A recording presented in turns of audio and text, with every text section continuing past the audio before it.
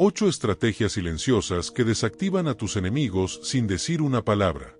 Hay silencios que destruyen más que 1000 palabras.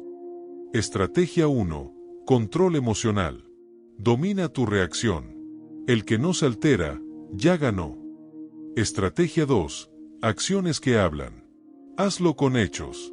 La envidia odia el progreso. Estrategia 3. Observación estratégica. Observa.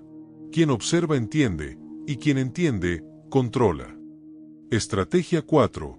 Cortar el acceso. Desactívalos quitándoles acceso a ti. Sin acceso, no hay poder.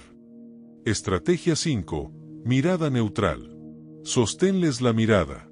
El que no parpadea, impone. Estrategia 6.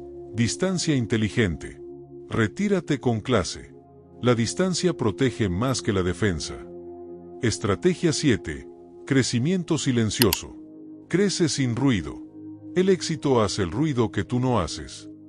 Estrategia 8. Estabilidad interna. Mantente estable.